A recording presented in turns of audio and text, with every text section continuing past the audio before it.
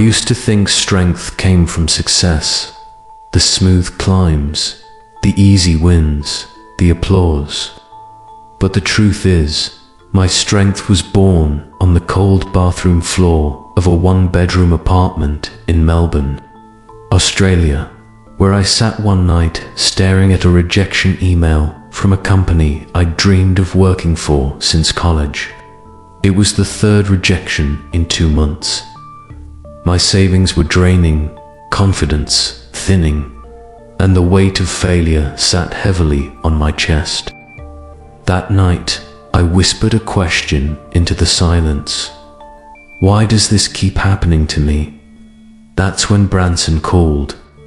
Branson had been a friend, mentor, and quietly successful entrepreneur who never once posted about his achievements. He just lived it. He listened as I vented, then asked a question that changed everything. Have you ever tried to lift weights that don't resist you? What? Exactly. No resistance, no growth. Struggle isn't the enemy, it's the gym for your soul. I laughed bitterly at first, but he wasn't joking. Branson began to explain how the human brain rewires during failure, not success. Studies from Stanford and Cambridge showed that adversity creates neural resilience. He talked about a professor from Oxford who once said, "Constraints are the bedrock of creativity." And then he said something that stuck. No barriers, no creation. Branson challenged me to try 3 things over the next 30 days.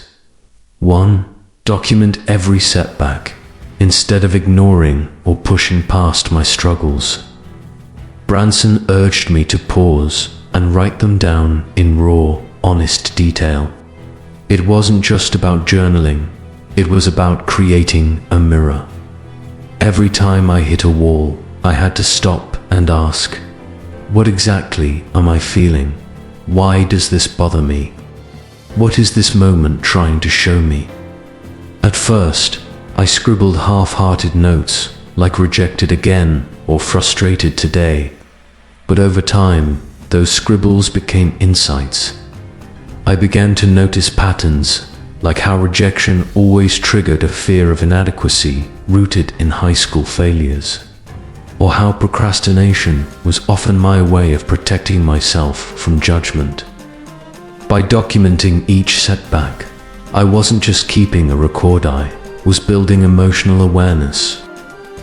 I started to see my own story unfold with new perspective. I wasn't spiraling, I was spiraling upward, learning at every loop. Branson told me, you can't change what you don't acknowledge. And he was right. The act of putting struggle into words made it smaller, clearer, more manageable. Some days, writing was the only action I could take, but it was action nonetheless. That notebook became a map not out of the storm, but through it. 2. Solve one small problem a day. Branson called it building the action muscle. Every day, no matter how defeated I felt, he told me to tackle just one small task, anything that nudged me forward. At first, it sounded too simple to matter. What difference could fixing a drawer or updating one line of my resume make? But I trusted him and tried. The first thing I did was replace a flickering light bulb that had bugged me for weeks. It wasn't groundbreaking, but it sparked something. The next day, I rewrote the summary section of my LinkedIn profile. Then I organized my digital files. None of these things got me a job, but they got me moving. Each small win gave me a sense of control in a world that felt chaotic. There's neuroscience behind it. Our brains respond to completion with a dopamine boost, reinforcing motivation. It wasn't about the size of the problem I solved. It was about proving to myself that I could act, even in the face of uncertainty.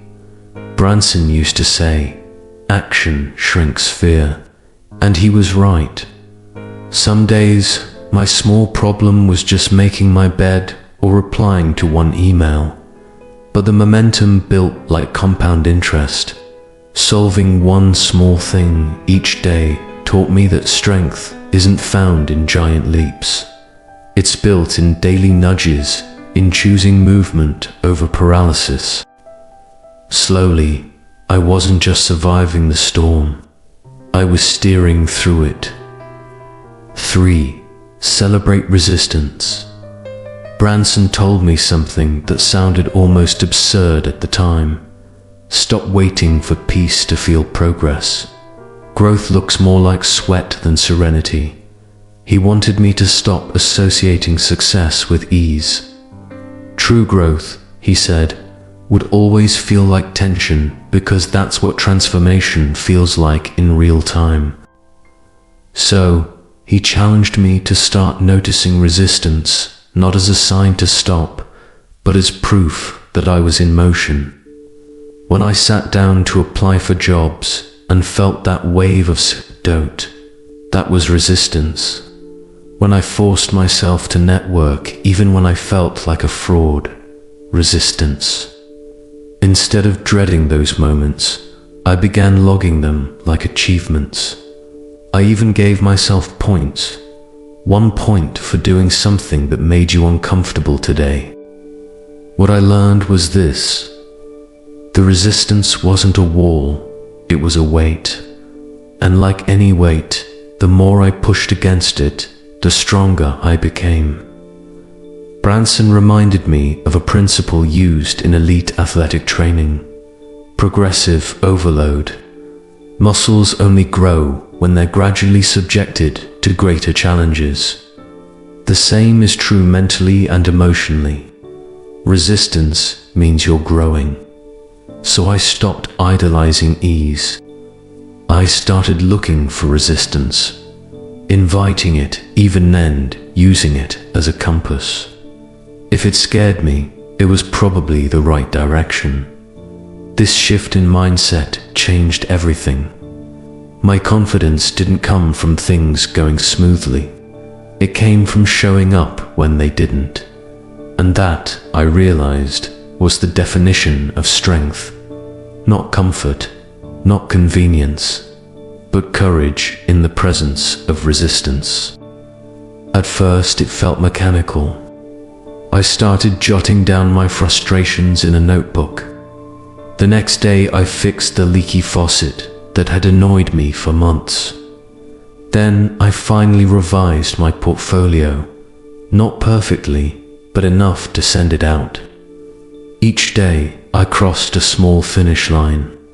2 weeks in, I was still jobless, but I was no longer hopeless. Resistance had become a rhythm. But then came the crash. I got invited to a small tech startup interview in Sydney, an in-person opportunity. I traveled, suited up, and gave it my best. 2 days later, another rejection. I wanted to throw Branson's notebook in the bin. He texted me that night, back in the gym, I wanted to punch him, but he reminded me that muscle tears before it grows. That every great creator, Da Vinci, Mandela, J.K. Rowling faced walls so high they learned to climb. He even sent me an article about a Canadian filmmaker who used budget constraints to innovate shots that later became iconic. Barriers weren't blocks, they were blueprints, so I kept going. I revised again. I wrote cover letters that sounded like me instead of a robot. I stopped hiding my side projects and included them proudly. I used resistance as a refining tool. A month later, I got hired by a creative firm in Brisbane. Not my dream job, but the kind that gave me room to grow. And grow I did.